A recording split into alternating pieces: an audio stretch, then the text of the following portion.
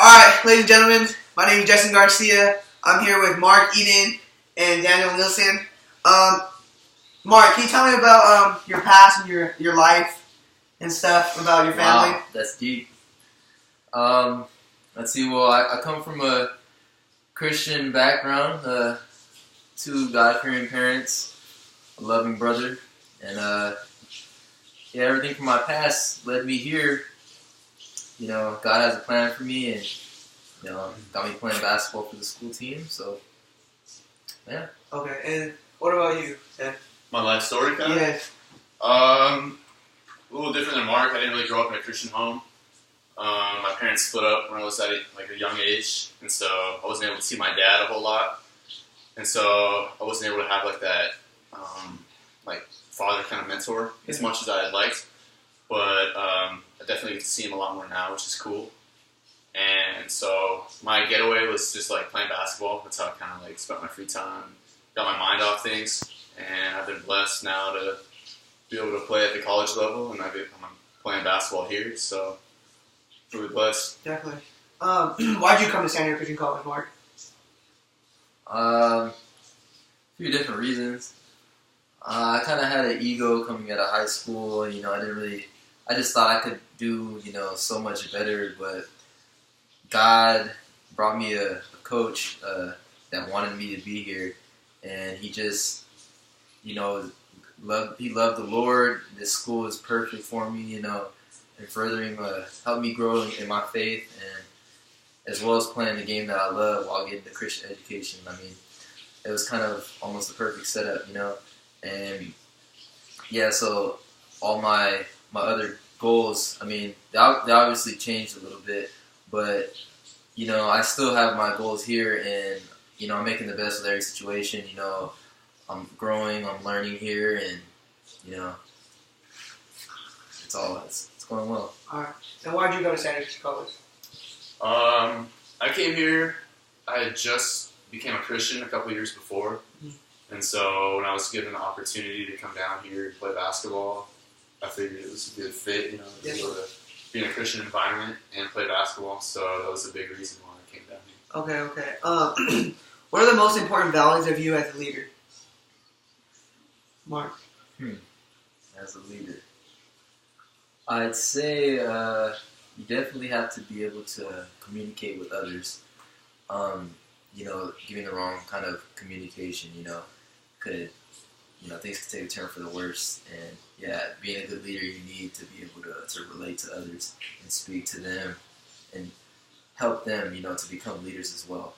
And also, let's see, you can also lead by example, which is probably one of the best ways to do it, as Jesus did himself. So even when you're not saying anything, just by your actions, people will always see what you're doing. And, by them seeing you, what you're doing, they follow you, and hopefully you're in the right direction, And so that's a big part of leadership, those few aspects. What about you, Dan? What was the question again?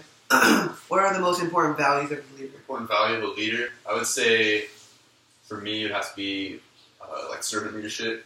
Someone who can serve the people that they lead and help get the most out of them. And I think you definitely see that in Jesus Christ's life. So I think as Christians, we're definitely called to do that as well. Be servant leaders and serve other people. Definitely.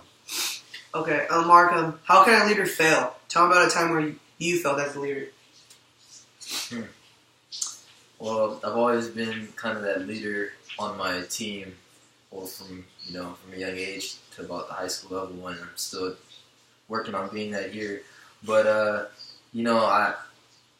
since I used to work so hard when others didn't work as hard as me, I used to get on them sometime in a negative way, which resulted in fear and pushing me away as a leader.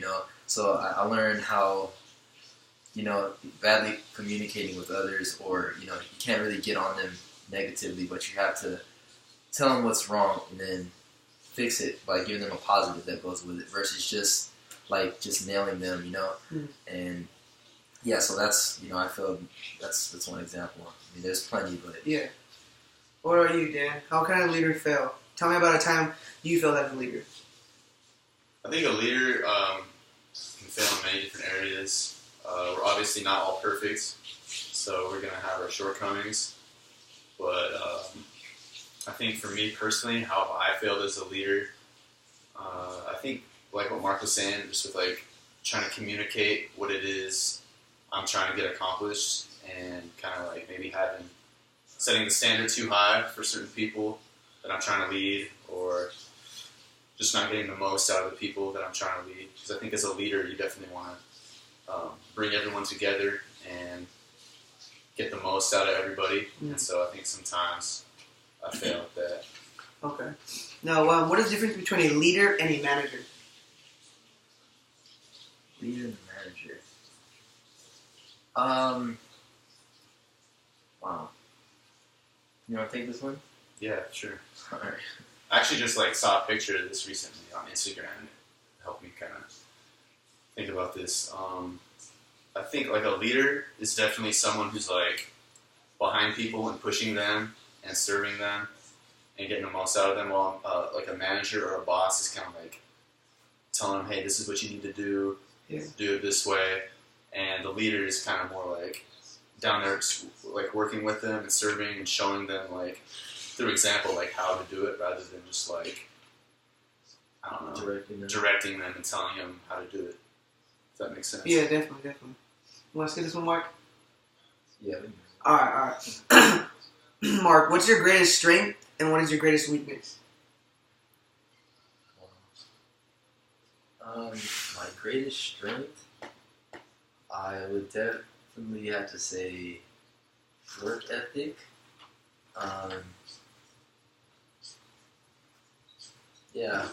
mean, I've always been the smaller person in my life. Well, in sports, being small, and especially in basketball, you can definitely get looked past a lot. And I've always had that chip on my shoulder where I needed to be, better than others by, working hard. Hard work beats talents, stuff like that. So I've always been working hard, trying to work harder than the next guy, to make my point, to prove that, I can do the same as anything as anyone else can, or go beyond them. Mm-hmm. So definitely work ethic. Yeah, I've been my whole life just hard work. And Dan, what is your greatest strength and what is your greatest weakness? I think my greatest strength would be self-discipline. Like, okay. I think self-discipline is just like doing what you have to do, whether you feel like doing it or not. And I think that kind of helps put things in perspective for me. Like, if I don't feel like going to the gym someday and I get enough shots, or I don't feel like I should be studying for that exam, I make sure that I still do it. I discipline myself to do it, regardless if I feel like doing it that day. Mm-hmm. And then my greatest weakness is that this guy, Nathan Kalikas, he's my biggest weakness. Okay. And what about your biggest weakness? My greatest weakness is probably, how would I say it? The way I take criticism. Okay. Because I like to be, I'm a nice guy. I don't like when people get in my face, yell at me. Sometimes I take it to heart, or my teammates get mad at me, or friends get mad at me. I never want to be that guy where someone's getting in an argument with me. I'm trying to be cool with everyone, make sure I do everything right, just so to avoid that situation. So sometimes when I do get yelled at, I kind of get back into my a shell, and it kind of, that could hurt me, being timid, could hurt me in a lot of it. Yeah. How do you get others to accept your ideas? How do I get others? Yeah. You get be more vocal, communicate. I mean, giving them examples definitely, of maybe I've done something similar before, or just, if they know me as a person, and if you are leading by example, they can follow your ideas just because of that respect. So having respect can definitely, earning the respect from people can definitely lead to them, leaning towards your ideas. Because they trust that you know what you're doing. You make good decisions, or so. Yeah. Dan, how do you get others to accept your ideas? I think trying to meet them where they're at. Definitely, like Mark was saying, relate to them in some way. Try to find something where I can relate with them. And I think like respect is huge. Like if they don't respect what you're saying, they're not going to listen to you. So you definitely want to try to earn that respect, and that's how I would say. All right. Are you guys more effective in groups or like one-on-one basis? I'd say it's kind of even. It depends on what it is. Yeah. Like school, if I'm doing essays, get away from me. I need to be by myself. I need to be in a room alone, just thinking. Otherwise, if you have to like a group assignment like that, it could just mess you up. It'll take time. You go slower, and then you don't learn as much sometimes when you're doing group. But then, from the other perspective of group, sometimes doing group work helps you learn it better. Like if you're doing activities, or you have to get up and get going, and sometimes when you're in a group, you have to do your part, which makes you learn a certain part. Mm-hmm. And without you in the group, the whole group will, it won't be the group. You know what I mean? So yeah. And you, Dan, are you more effective in a group or one-on-one basis? I think more in a group. Just playing basketball all my life. Yeah. Kind of used to like working with other people.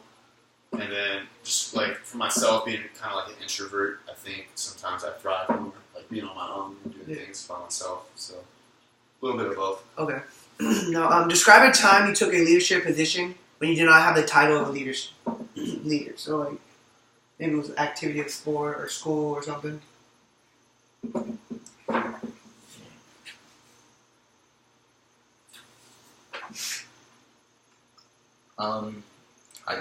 I've been playing basketball, so I'm just going to use another basketball reference. I played in a league where I didn't know anyone.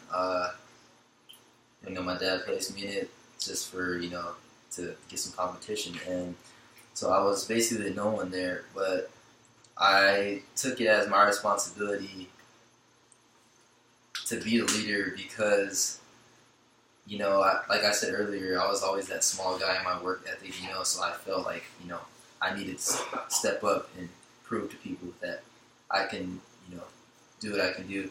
And so I took the leadership role there, and we ended up winning the championship. It was a group of a whole bunch of people that didn't know each other, but I led by example, and even off the court, try to talk to these guys, just get a little bit more comfortable with them, just so we can have some kind of chemistry out there. And as being a leader, we grew each week, and then we ended up winning a championship. So yeah, that's a big mark. All right. What about you, Dan? Describe a time you took a leadership position and you did not have the title of a leader. Right. I'll use another basketball reference too. I've been on a lot of basketball teams. Some teams where I've been like given the title as captain, and so you gotta be more of a leader. And then I've been on teams where like you aren't considered, like you don't have the title as captain, but you still have to lead. And so that's what I'm currently trying to do right now. Like, even though I'm not the captain, I'm upperclassman, and I try to definitely lead and show by example. Okay. And how do you motivate your team? Motivate my team. Yeah, there's a lot of that.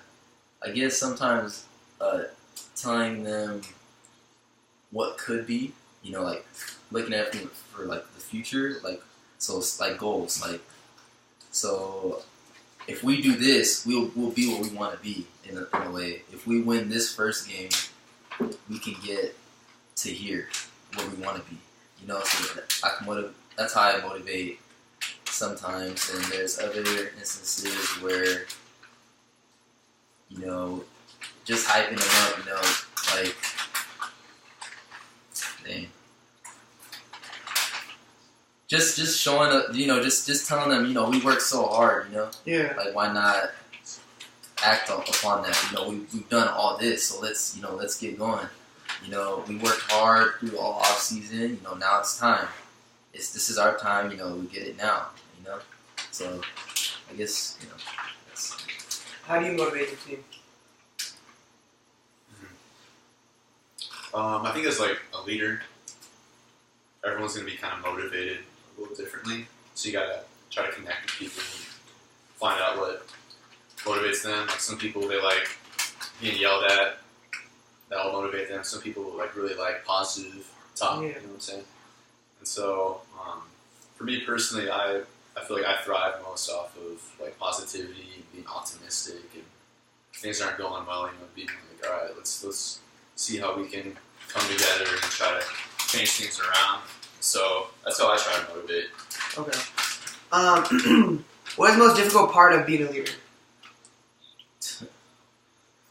I'd say having everyone looking towards you. I mean, it's a big responsibility, you know, because people look towards you. They look at the decisions you're making, you know, and they pick up off of you, and you kind of a little bit of you rubs off on them from the leadership role. So you know, if you mess up and you get down, they're gonna be like, man, that's our leader, you know, then they might get down. Mm-hmm. Versus if they see how you react to a negative situation, if you react positively, they're gonna say, like, wow, look how he handled that.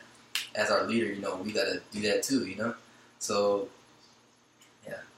What about you, Dan? I think one of the prices of leadership is probably loneliness. I think you're going to feel like at times like you're the only one doing what you're doing and other people are kind of like doing their own thing, and it can kind of be discouraging at times, but I think a good leader understands their value and they understand that what they're doing is right, and so they're just going to persist and keep doing what they're doing and try to get people to follow them. Okay. This one might can go back to basketball too. Have you ever been a member of a successful team? What was your role in the success of the team? Successful team. I'll just use my travel team growing up. What was the question again? Have you ever been a member of a successful team? And what was the role? What role did you play? My role? Yeah. I was on a team that was kind of like the underdogs, and we were growing each year, and we slowly became successful, you know, beating other teams. And the role I played, you know, I first started off coming off the bench, and I got my opportunity, and I proved to the coach what I can do, and ended up starting, you know, and then taking the leadership role there. You know, by leading by example in a sense. I wasn't always a vocal guy, so I was just leading by example. I was always working hard, you know, helping my teammates work harder, you know, and by doing that, you know, we continued to thrive, no matter if we were undersized or, you know, we didn't have, you know, we weren't sponsored like these other teams were, but we were beating other teams that, you know, that people looked at, you know, the top teams. And we made a name for ourselves, you know, and yeah, we became successful, you know. It's a great experience. What were you doing? What successful teams are now? Yeah, and what was your role? The role? Okay, my senior year, I was blessed to be on a really good basketball team. We were ranked number 1 in our state for our division, and I was captain on that team, so that was really cool. And we had a really good season. And then at my junior college, took on like a little less of a role, but we were still like really, really good. And I think we were like 25-3 my freshman year, and something similar like that my sophomore year. So we're both really good. Okay. Couple more questions. Explain the time when you were not able to meet a deadline, and what'd you do with it?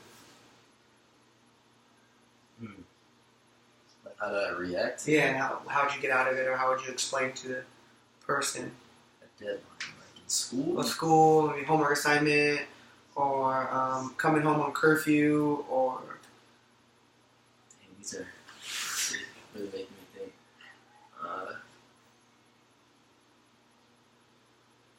I guess, well, I'll just use school, I guess. I mean, you know, in college you definitely forget a lot. So, I mean, there's one instance where I forgot that we had an essay, and so, you know, the deadline came up, and then I just remembered, you know, and, you know, I was scared. You know, I've always been like a good student. You know, I forgot at that time, so I panicked. You know, I reacted both negatively and positively. You know, negatively and just like, you know, I'm just gonna let it slide. You know, because, you know, I usually work hard. You know, so like, why not just let it go? But then, you know, I really started thinking about it, and then I was just like, you know, I can't slack like this. You know, so I, you know, emailed my teachers, asked them if there's anything I can do. You know. I was honest with them, you know. I wasn't gonna lie, saying, you know, my dog died or something, or, you know, something stupid like that. But yeah, I was honest, saying, look, I forgot. You know, is there anything I can do? Maybe some extra credit, or if I could turn it in late. You know, so that's how I react to, you know, positively and negatively. So. Okay, what are you, Dan? One thing that comes to mind is it was in high school, and, you know, it was my friends, and we were definitely at a place we shouldn't have been at. Mm-hmm. And I remember getting home like super late at night, past like my curfew, which is like 11 o'clock, which is stupid. That's way too rude. And got home, tried to sneak in, definitely got caught, and got in trouble. So yeah. Okay. Last question. Who is your mentor, and how do you guys connect this relationship, or how do you guys build this relationship? I guess I'm gonna say my mentor is my father. I'll just take it from another basketball sort of perspective, but yeah, growing up, he is probably the only one that was super consistent with me getting better and growing. You know, well, off the court as well, but on the court, because he saw what a lot of people didn't see. You know. When I didn't play well, he would get on me, and then when I did play well, he would get on me, and I would always wonder, like, why will I never meet your expectations? And he would always tell me, he's like, son, I know what you're capable of. That's why I get on you. Don't settle. And that just, you know, that's always been a motivation to me. And even to this day, when I'm playing, I look up to him in the crowd, you know, just to get that little sign of approval. Even if he shakes his head at me, like, you know, I'm saying, you know, I got you, Dad, you know. Mm-hmm. And he's always been pushing me. And then recently, he's been a little bit more, you know, loving, because it was always more like, you know, keep working, keep pushing, keep working. Now he's coming at me from like a different perspective. Now we're getting older, you know, and yeah, he's loving on me more, saying, you know, son, I love you, and, you know, I know what you're capable of. I'm not mad at you, you know. Don't ever think that I'm mad at you. I just want the best for you, you know. And, you know, I'm blessed to have a father to be my mentor like that, you know. And, yeah, the way he pushed me in basketball is also translated to off the court. You know, I've worked hard in school. You know, I'm starting to get into the workforce. You know, I'm starting to work hard there too.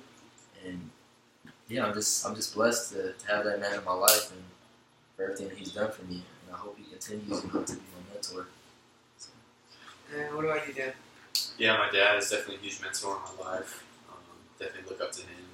He's just a super hard worker, so I definitely value that.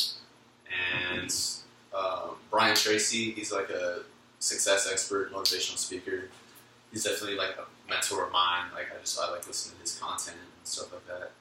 And my junior college coach, huge mentor in my life, my high school coach, and definitely got some close friends here in San Diego that I definitely look up to, who definitely pour into my life, and so very blessed and thankful for that.